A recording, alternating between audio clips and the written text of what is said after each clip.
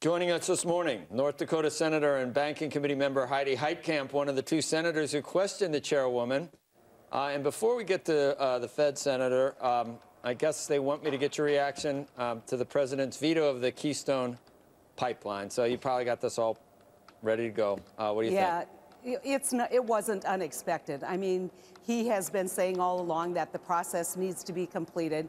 That's what he said when he vetoed the bill. I think the more important question is, as you guys speculate what's going to happen here on the Hill, what's going to happen at the State Department? I'm pretty familiar with the record of the Keystone XL pipeline, and there's absolutely no factual basis to deny this permit. Every study that they've done said it doesn't have an effect on climate.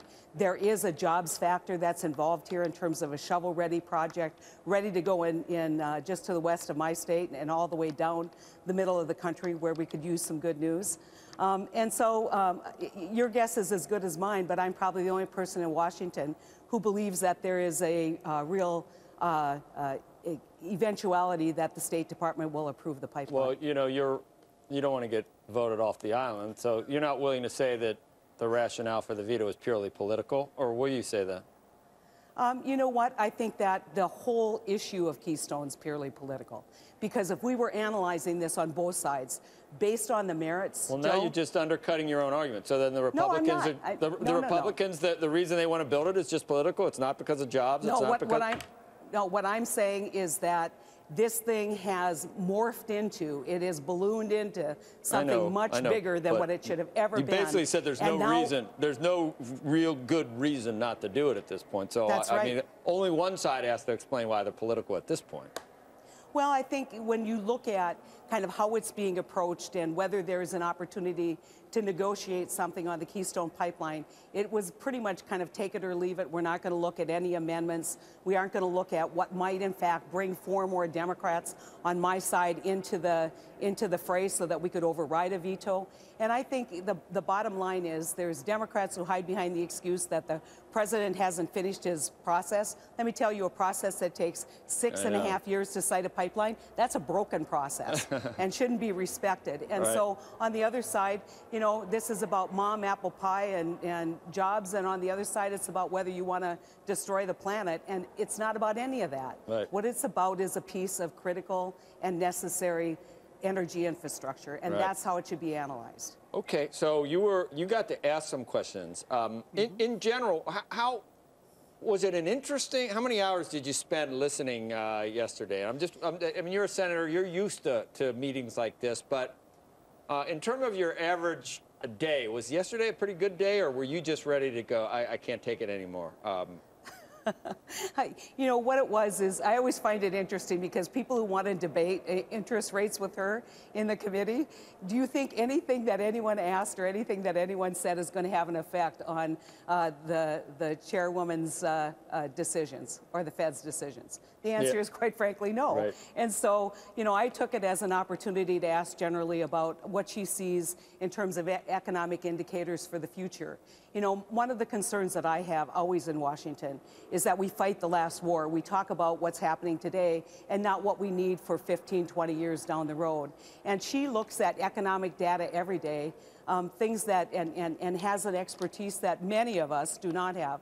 And getting her point of view on what the millennials are doing, getting her point of view on income disparity and what might be able to be done about that, I think that's a real opportunity when she comes to the committee. But this arguing about interest rates with other members, she's not, I mean, she's going to be polite, and she was. She's going to be professional, and she was. But it's not going to make a difference. Yeah. So what do you think? I mean, after listening, you were there. The different, depending on which newspaper you are, some said she was going to be more patient, and other people said that she gave an exact roadmap for when the first rate hike is coming. I guess depends on what you heard or how you hear things. You know what I think she would say is she had an incredibly successful day if people really didn't know what the indications were. Obviously, the market reacted. I think the reaction of the market was that she said it's going to be a longer period of time before interest rates get raised. But the one thing that I will tell you is that I think that she is extraordinarily cautious. I think she's careful. She talks about lagging indicators and that she's not going to make a decision based on a short-term period of data. One of the questions I teased her a little bit, I said, you know, I was going to look for her definition of patience, but I didn't do that. I simply asked her about other indicators in the economy that we ought to be paying attention to. And I thought one of the good moments was Senator Corker talking about you know, currency manipulation and talking about the audit, the Fed issue, and Senator Warner reminding everybody on the committee that where she's responsible for monetary policy, we're responsible for fiscal policy, and we aren't doing a very good job there. Okay, Senator, I guess there's, how many you need to, you have any friends that you could, on the Democratic side, where you could override a veto? There's not enough, right? How many more would you need for Keystone? You need 4, presuming we keep the 9 on the override. And one of the things that I've been working very hard on is to try and say, what would it take? Because this is not going to go away. You heard McConnell and Senator Hoeven talking about how we are going to now find other vehicles that the president has to sign. And so we're going to be in this debate about Keystone XL pipeline. It's significant, but it's not the most important thing we have to do here. And, you know, my argument to my colleagues is, are you tired of talking about the pipeline yet? Can we just move on and actually talk about early childhood education, talk about fiscal policy and uncertainty that we're creating in the market with the XM Bank, or whatever issue I think needs to be addressed, whether it's the highway bill and not sending the right signals and doing the right thing there. And so, you know, I'm hopeful actually that the State Department will do the right thing, do the correct legal thing, and grant the permit. So let's say I could, you would win $1 million prize if you could correctly predict the next bill that is passed in the Senate and the House and signed by the president. Or actually, will there be anything like that in the next 2 years that actually happens? Maybe that's an easy. I think there's broad consensus on a highway bill. We have to do something. We can't just simply keep kicking this can down the road. The trouble is the funding source. Everybody wants to do not only what we hope we can do in transportation, but actually surge transportation to deal with aging infrastructure. We've got to approve the XM Bank. We have got to start having a either have a discussion and move in the direction of tax reform, or quit talking about it so we don't strand investment. What about trade? Have your liberal colleagues explained to you their opposition to trade deals?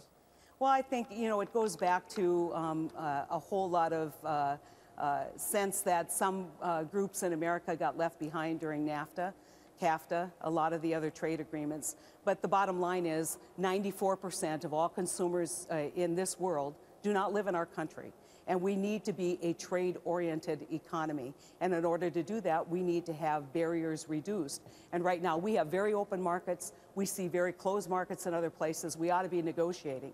But we ought to be doing this, listening to all of the groups that should form the coalition to get this done. And, you know, my perspective here comes from the standpoint of American agriculture. We're a commodity-driven state. You see that with oil right now, with oil prices. And with a high dollar value, it's always troubling for a commodity-driven state. We need to enhance those markets, but we need to do it the right way. How about some of these wimps that down in these southern states that get a ½ inch of snow and the entire place closed? You're from North Dakota, right? I mean, do you just laugh? Huh? What do you think when you see that? You know, I just feel so bad for them. You feel bad for it's a ½ an inch of snow. They're not equipped. They're not equipped to deal with a ½ an inch. They're not. You know, is it like the movie Fargo? I mean, all I saw was white the entire time. Is that where you're from? Is that what goes on up there? Like a big whiteout? You know, I have to tell you, right now we have what we call an open winter. You might wonder what that is. It means we don't have a lot of snowpack on the ground. That's bad for farmers because we're sucking out the moisture out of the soil, and it's probably more than what you wanted to know. But we'd like a little snow in North Dakota. I wanted to know that. I want you to admit you laugh at the wimpy people down there in Georgia. I do occasionally. Okay. I mainly laugh at people in Washington, D.C. who are bundled up in coats that are good for about 20 below when it's about 30 degrees out. That's always fun. Unbelievable. All right, Senator. Thank you. You bet. Take care. Good to have you on today. All right. See you later. You bet. I like her. I know.